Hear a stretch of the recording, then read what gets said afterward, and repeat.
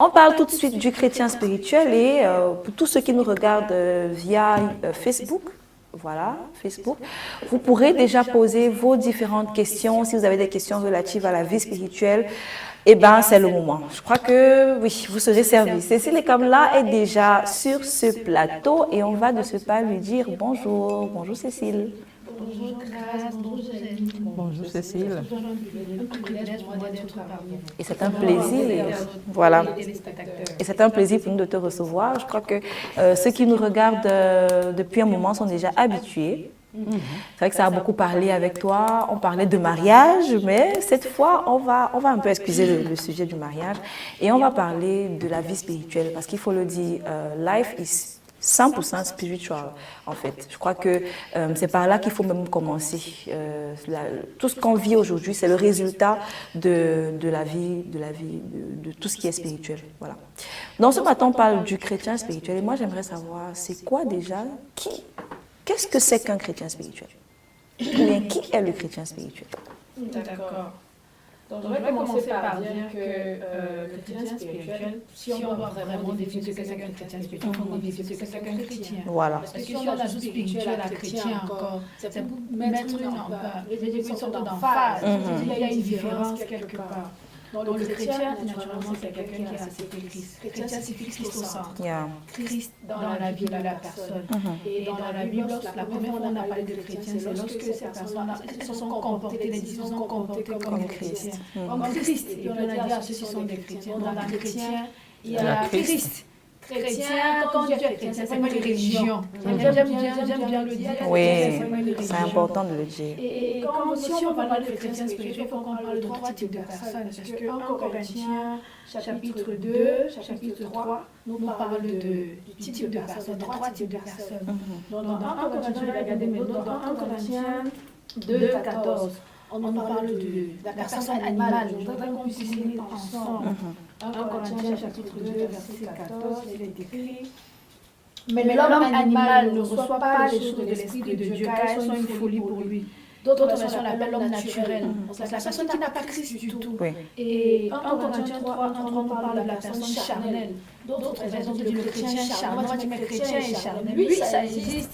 Et on va lire 1 Corinthiens chapitre 3, verset 1 à 3. On va beaucoup lire aujourd'hui.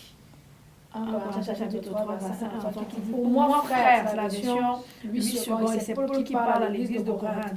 Ce n'est pas comme à des hommes spirituels que j'ai pu vous parler, mais comme à des hommes charnels, comme à des enfants en Christ. Je vous ai donné du lait, non de la nourriture solide, car vous ne pouviez pas la supporter, vous ne le pouvez pas même à présent, parce que vous êtes encore charnel. Et ça à l'église. C'est à l'église.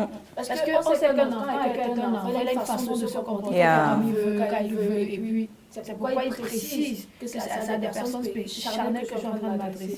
Et la troisième catégorie de personnes, on va revenir dans 1 Corinthiens 2, verset 15, qui dit: l'homme spirituel, au contraire, juge de tout. Il n'est lui-même jugé par personne.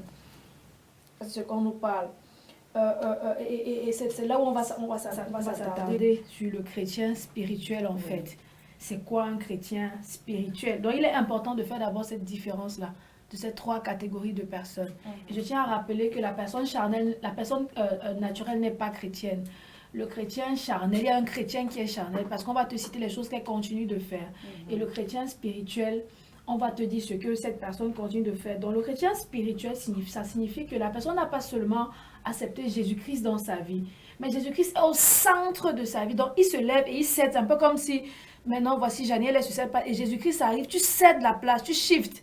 Tu vois, pour donner la place à Jésus, que Jésus assieds-toi. Et maintenant, commence à diriger. Et quand Jésus est au centre, les points de nos vies commencent à se mettre en ordre.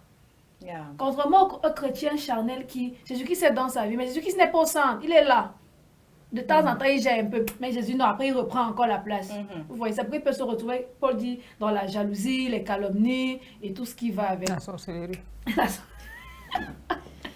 Maintenant, je crois que de ce que tu as dit, on peut parler donc du chrétien mature et du chrétien immature. Tout à fait.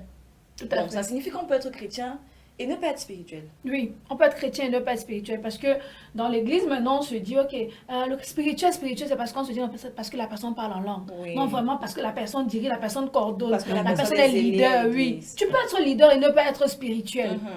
Tu peux tu peux être leader et ne pas être spirituel. Être spirituel signifie être dirigé et conduit par l'Esprit de Dieu. Être spirituel ne veut pas dire que tu parles en d'autres langues. Être spirituel ne veut pas dire que tu vas à l'église.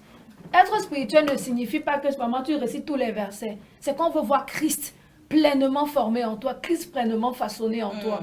Donc dans la prise des décisions, on voit Christ en train d'agir. Et quand tu dis que tu es un chrétien spirituel, tu laisses le Saint-Esprit être ton enseignant. Quand il dit à gauche, quelqu'un dit quand le Saint-Esprit dit je vais, je vais. Donc quand le Saint-Esprit dit à gauche, c'est à gauche. À droite, c'est à droite. Tu ne fais pas quelque chose pour plaire à ta propre chair. C'est parce que je veux plaire à Christ. Parce que je l'ai accepté comme Seigneur d'abord et ensuite comme Sauveur. Donc ma vie ne m'appartient plus. Je veux faire ce qui plaît à Dieu. Maintenant, moi, j'aimerais savoir, est-ce qu'il y a des avantages à être spirituel? Parce qu'il y a les personnes spirituelles, souvent à l'église, sont taxées de spirituelles. C'est-à-dire que quand on dit que la sœur, elle est trop spirituelle, il y a une connotation, genre, elle est fermée, elle est carrée, elle est trop, je sais pas, elle s'accroche à certains principes. Et là, on a l'impression donc qu'être spirituel, c'est pas bien de cette manière. Donc, à quoi est cet état des choses? Et est-ce qu'il y a donc un bénéfice à être un chrétien spirituel? En fait, à cause des déviances qui sont entrées dans l'église ou à cause du monde, quand quelqu'un n'a pas l'habitude de faire comme nous, on trouve que la personne est bizarre. Même quand nous n'étions pas enfants de Dieu, quand quelqu'un se comportait d'une certaine manière, on trouvait que vraiment... Maintenant, comme c'est à l'église, il faut bien trouver une connotation à cela. Il faudrait bien qu'on dise que la personne est spirituelle. Et faire comme si non, être spirituel, c'est une mauvaise chose. Non, être spirituel n'est pas une mauvaise chose. C'est une très bonne chose. Ça signifie que tu as laissé Christ transformer ton caractère. Et ce que je dis encore, c'est qu'être spirituel commence de l'intérieur pour l'extérieur. Parce que je ne vais pas être spirituel d'apparence, mais à l'intérieur, tu n'es pas spirituel. C'est ça aussi. Tu le dis, il y a des personnes justement spirituelles d'apparence, c'est-à-dire que quand tu les regardes à l'église, tu as l'impression, pas seulement à l'église, mais surtout à l'église, quand tu les regardes, d'abord le vêtement, la coiffure, la modestie, ils sont saints. Bref, d'apparence. Ils reflètent la sainteté. Exactement, ils reflètent la sainteté, mais ils ne le sont pas. De l'intérieur. Donc il y a des bénéfices à être spirituel. Moi, je prends l'exemple d'un leader. Tu es à l'église et tu es leader et tu es une personne spirituelle, c'est-à-dire tu es rempli de l'esprit. Quand je parle de rempli, je ne parle pas de parler en langue. Je parle de rempli de l'esprit où je suis dirigé par l'esprit. Et lorsqu'il y a des soucis, par exemple, dans une chorale, tu sais comment gérer ce genre de conflit. La Bible nous dit, par exemple, lorsqu'il y a un conflit, la Bible nous dit que si tu as un conflit contre ton frère, va, tu appelles ton frère, vous causez. Si ça ne va pas, appelle une deuxième. Ça ne va pas aller appeler un ancien, ça ne va pas aller à l'église. Maintenant, parfois, on saute ça dans la gestion des conflits. On va directement devant le pasteur. Devant le pasteur ou à l'église. C'est pas ça, en fait. Donc, dans le fait d'être spirituel, ça te permet de bien gérer les conflits. De savoir quoi faire. Parfois, tu as même de l'avance sur certaines choses. Tu as de l'avance sur certaines choses. Tu sais que, bon, aujourd'hui, ceci peut se passer. Et tu sais gérer même les relations. Parce qu'en tant que leader, ça c'est un exemple. Tu sais comment gérer les relations. Tu sais comment toi-même te gérer. Tu sais quoi dire et ne pas. Et c'est savoir quoi ne pas dire. Parce qu'on va le voir avec Jésus-Christ. Vraiment, je vais le dire, c'est l'exemple parfait. Qui peut discerner. Là, maintenant, peut-être on va me dire, ce sont les dons, les biens. Qui peut discerner et savoir que, bon, Pierre, ici, là, tu as mal fait. Je vais dire comment Jean ici, tu as... Mais il avait toute catégorie de disciples et de personnes autour de lui. Et il savait gérer chaque personne. Donc c'est important d'abord pour toi-même dans ta vie, dans ta relation avec Dieu. Parce que tu arrives à manifester le fruit de l'esprit. Quand tu es un chrétien spirituel, facilement tu manifestes le fruit de l'esprit. Et ça et d'autres bénéfices aussi. Facilement tu peux amener les gens au Seigneur. Parce que parfois, tu n'as pas besoin de parler. On va dire, mais toi, tu es différent et tout. Ça facilite les choses. Quand tu es spirituel, je ne parle pas de faire de diriger à l'église. Spirituel, que ce soit au travail, que ce soit chez le boutiquier, ça facilite les choses. Ça te facilite le cours de la vie. Oui. Et l'excellence de Christ Christ est facilement vu en toi. Avant de continuer de parler des bénéfices, je crois que vous qui nous suivez en live sur Facebook, vous pouvez poser des questions ou alors apporter une participation, je ne sais pas. Vous avez certainement à dire sur le chrétien spirituel, sur la vie spirituelle, sur peut-être les avantages que vous avez à être spirituel ou bien que vous avez remarqué dans votre vie, par exemple, depuis que vous avez décidé d'aller un peu plus loin avec le Seigneur. Tu l'as dit, Cécile, être spirituel, c'est laisser le Seigneur Jésus être au centre de notre vie. Et je crois que quand Jésus est au centre de ta vie, il y a des choses que tu développes. Tu as parlé par exemple des dons spirituels. Souvent, on veut on est charnel, mais on veut manifester, je veux dire... Des dons. J'ai parlé des fruits. On veut non, mais avant ça. Aussi de dons. Un peu après, on veut manifester, par exemple, le discernement des esprits. On veut manifester, on va avoir une certaine sensibilité au Saint-Esprit, mais en même temps, on est charnel. Je crois que c'est important aussi de pouvoir bâtir c'est des choses que on ne demande pas. Il y a des gens qui sont devant le Seigneur, Seigneur, je veux voir, je veux seulement voir, Seigneur, l'avenir, je veux voir la prophétie. Je crois que c'est dans l'intimité avec le Seigneur et la croissance et la maturité spirituelle qu'on arrive à développer ces dons-là. Moi, j'aimerais savoir comment est-ce qu'on quitte de chrétien charnel à chrétien spirituel. D'accord. Je vais commencer par dire que lorsque Paul parle aux chrétiens charnels, on va revenir dans 1 Corinthiens chapitre 3, versets 1 à 3. D'accord, il dit, pour moi, frère, ce n'est pas comme à des hommes spirituels que j'ai pu vous parler, mais comme à des hommes charnels, comme à des enfants en Christ. Donc, on comprend d'abord dans le verset 1 que les enfants ont une attitude. On a les attitudes d'enfants, ils sont capricieux, ils sont. Et je vous ai donné du lait, non de la nourriture solide, car vous ne pouviez pas la supporter. Et vous ne le pouvez même pas à présent, parce que vous êtes encore charnel. En effet, puisqu'il y a parmi vous de la jalousie et des disputes, n'êtes-vous pas charnel, ne marchez-vous pas selon l'homme? Donc, en fait, comment quitter? Là, ici, on nous parle des péchés, n'est-ce pas? Le chrétien charnel est caractérisé par le fait qu'il a des péchés non confessés dans sa vie. Aujourd'hui, il fait quelque chose, non, c'est que non. Je vais demander pardon à Dieu le soir quand il va prier. Le soir, là, si tu dors maintenant et puis tu ne confesses pas tes péchés, tu ne rentres même pas le soir, tu fais comment? Donc, pour quitter de chrétien charnel à chrétien spirituel, moi j'appelle ça la respiration spirituelle. Simplement confesser ses péchés. Ne pas laisser des péchés non confessés dans notre vie, disant que non, c'est mon péché mignon. Et vraiment, même Dieu comprend que je suis un homme. Tu vois. Et maintenant, après avoir confessé nos péchés, il y a un changement d'attitude. Je parle du caractère. Si tu es quelqu'un qui répond toujours mal aux gens, tu es hargneuse ou aigrie, tu vois. Et te dire, ok, reconnaître que ça c'est un problème que j'ai. Ça c'est un péché, tu dois traiter. Je laisse le Saint-Esprit couler. C'est un peu comme de l'eau que je verse. Je laisse l'eau passer, je laisse le Saint-Esprit passer. N'est-ce pas? Et maintenant je dis, Seigneur, il faut que maintenant, à chaque fois que je me retrouve dans une situation pareille, Saint-Esprit prend le contrôle. Prends le contrôle et te poser la question, comment le Seigneur aurait agi s'il était à ma place? Jésus, comment aurais-tu fait? Si tu étais à ma place comme ça, comment aurais-tu fait? À chaque fois, tu vas te poser cette question-là. Non, je t'assure, la vieille personne, le vieux moi va mourir. Et je vais te dire, tu vas bien sentir mal. Parce que tu vas dire, c'était moi à l'époque. J'allais répondre comme ceci, j'allais dire ceci. Et je veux dire que c'est un brisement. Ce n'est pas du jour au lendemain qu'on devient spirituel, mais on grandit dans ça. On grandit. D'accord, merci. Okay. Je vais rappeler à vous qui nous regardez, je ne sais pas s'il y a déjà des réactions, Janine. Pas encore. Mais c'est un thème aussi important. Je crois que quand on parle souvent on parle de mariage, les gens réagissent beaucoup. Quand on parle de fiançailles, de célibat, et de gens, mais ça c'est vraiment beaucoup plus important parce que c'est ce qui va jusque dans l'éternité. Et je le dis souvent, il y a des gens quand on va arriver aussi, on va dire que mince. Donc, je pouvais faire ça.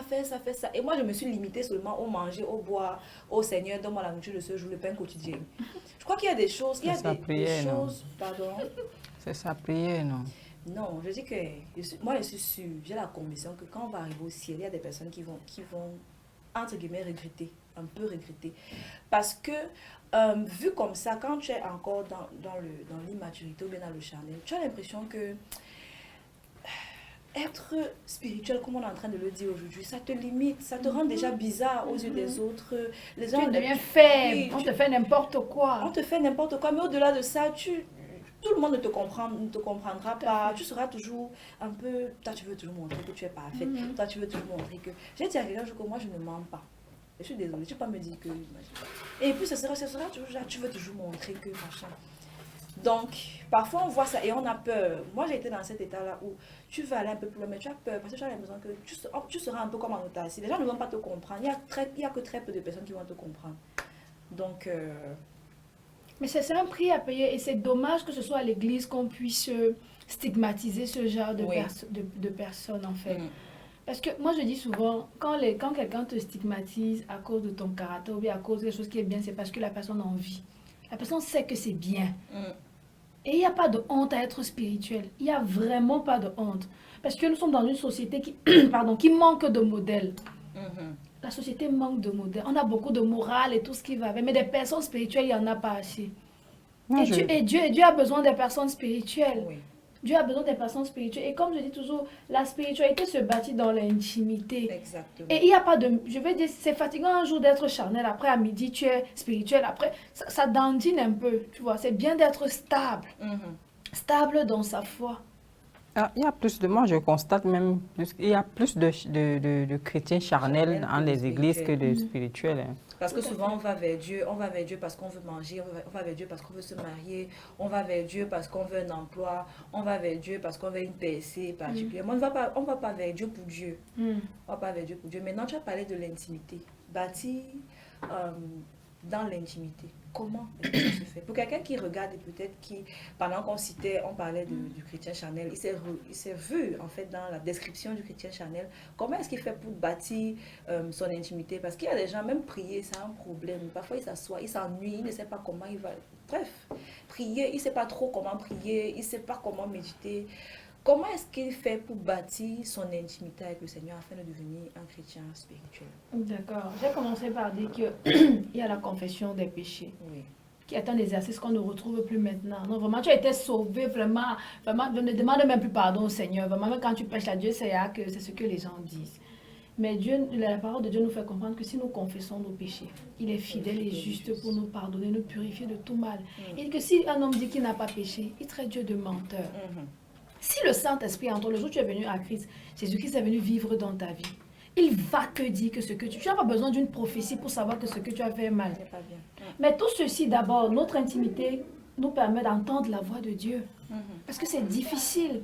Dans cette société, entendre la voix de Dieu, c'est vraiment difficile. Mais comment bâtir dans cette intimité avec Dieu-là?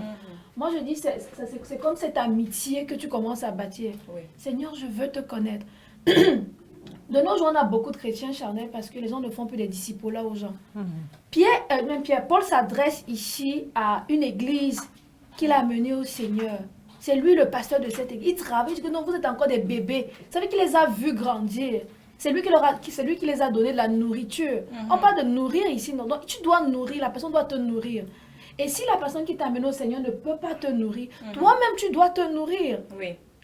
Comment ton intimité avec Dieu, c'est le B, ça commence doucement.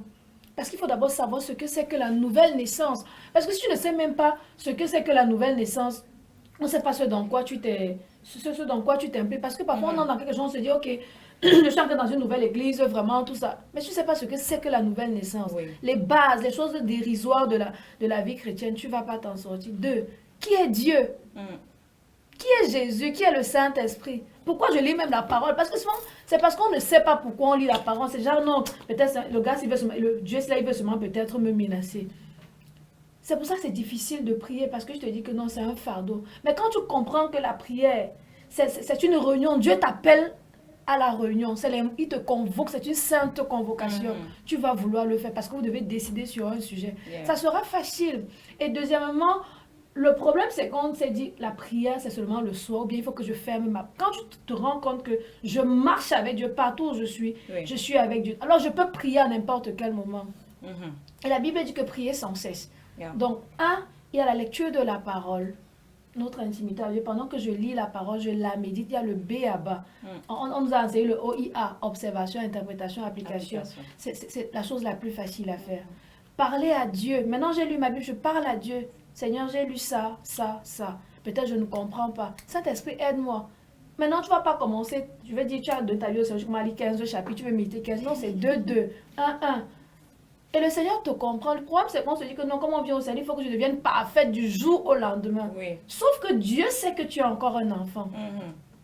Il ne s'attend pas à ce que du jour au lendemain, illico, presto, tu deviennes... Non, pas du tout. Donc après la lecture de la parole, la prière, la méditation, la communion avec les frères. C'est important de s'entourer des personnes aussi spirituelles. Je ne parle pas des convertis seulement, des personnes spirituelles, des personnes qui peuvent t'aider dans le choix des décisions. Vous savez que vous pouvez être pasteur sans être spirituel, vous le savez. Bien sûr. Voilà, donc on peut être leader, on peut être chrétien sans être spirituel. Donc s'entourer de ses frères et sœurs, là, des personnes remplies de l'esprit, comme Paul l'a fait avec Barnabas. Donc s'entourer des personnes remplies de l'esprit qui vont nous aider dans ce chemin-là.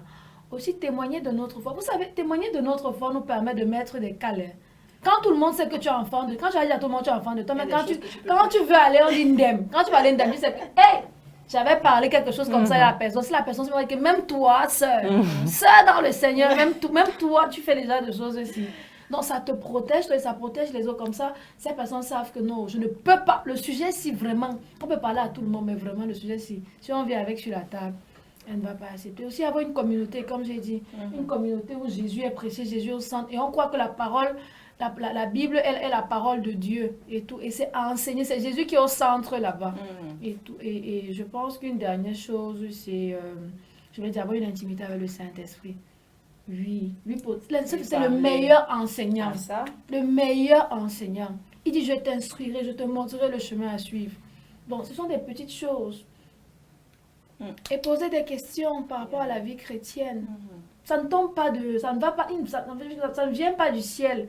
Poser des questions. Et je crois que surtout, j'ai beaucoup aimé le dernier point, parler au Saint-Esprit. Parfois, on a l'impression que c'est une vocation qu'il faut faire. Il faut seulement s'enfermer. Quand tu poses ta Bible, tu as posé, jusqu'à tu as posé le bic, tu as mis. Maintenant, je vais prier. Non, je crois que si on passe le temps, la journée à discuter, Saint-Esprit, qu'est-ce que tu penses de ceci? Seigneur, est-ce que tu penses de ce? C'est aussi ça qui bâtit donc notre relation avec le Seigneur. Maintenant, pour sortir, il y a peut-être quelqu'un qui nous regarde. Depuis, on parle de Seigneur chrétien. Lui, il n'est même pas dans tout ça. Il ne connaît même pas. Il est lui dans la première catégorie qu'on a citée tout à l'heure, le naturel, l'homme naturel qui n'a pas de relation avec le Seigneur. Si quelqu'un comme ça nous regarde et aimerait faire un pas, connaître Jésus, avoir une relation avec le Seigneur, ça commence quelque part, parce que comme tu l'as dit, on ne se lève pas un matin pour devenir chrétien spirituel, mais on ne se lève pas non plus un matin pour devenir chrétien tout court. Donc il faut commencer par là. Donc on va peut-être parler à quelqu'un qui est dans cette catégorie-là. D'accord. Si vous êtes dans cette catégorie de personnes naturelles, comme on a dit, c'est la personne animale qui ne connaît pas Dieu, qui n'a jamais rencontré le Seigneur, parce qu'à la base, nous étions tous et toutes des créatures de Dieu et pas enfants de Dieu. La Bible dit que, mais à tous ceux qui l'ont reçu, à ceux qui croient en son nom, elle a donné le pouvoir de devenir enfant de Dieu. Donc, on devient, on ne naît pas enfant de Dieu, on devient enfant de Dieu. Et tu te poses la question, mais comment devenir enfant de Dieu? C'est la volonté de Dieu que tu puisses communier avec Dieu. C'est la volonté de Dieu que tu sois en parfaite harmonie avec Dieu. Je veux simplement te raconter l'histoire d'Adam et Ève. Lorsque Adam a péché, vraiment, c'est là où tout s'est passé en fait. Et tous ceux qui viennent d'Adam, toute la créature tout entière a péché. Et nous avons été séparés de Dieu. Et la seule chose à faire, c'est de demander au Seigneur Jésus-Christ de venir dans ta vie. Tu lui demandes de façon... Je veux dire, Jésus-Christ est venu pour le monde. Mais on doit personnaliser ce salut-là. Il est venu pour sauver le monde. Et dans le monde, il y a toi, il y a moi, il y a Janine, il y a Grâce. Il faut personnaliser parce que le salut est personnel. Lui demander, reconnaître que tu es péché. Et lui demander de venir dans ta vie. Comme je suis en train de te parler, il n'y a pas besoin de... Dis-lui les mots comme je te dis là. Que Seigneur, je reconnais que jusqu'ici, j'ai dirigé ma vie. Jusqu'ici, j'ai cru que je pouvais faire tout par moi-même. S'il te plaît, je demande de venir dans ma vie. Je reconnais que tu es mort pour moi. Je reconnais que c'est pour moi que tu es venu. Alors viens dans ma vie et fais de moi la personne que tu voudrais que je sois. Fais de moi une nouvelle personne. Tu vois. Et Jésus-Christ vient dans ta vie. Maintenant, n'attends pas que le ciel descende et la terre monte. Non, pas du tout. C'est une affaire de foi. Nous sommes sauvés par la grâce, par le moyen de la foi. C'est une affaire de foi. Si sincèrement tu le dis dans ton cœur, Jésus-Christ vient dans ta vie et c'est là où ta relation commence avec Dieu. Et la prière finit par Amen. Donc, si tu pensais que tu allais fermer les yeux, bien, j'ai déjà prié. Donc, Amen à tous ceux qui sont concernés. Vraiment, faites cette prière.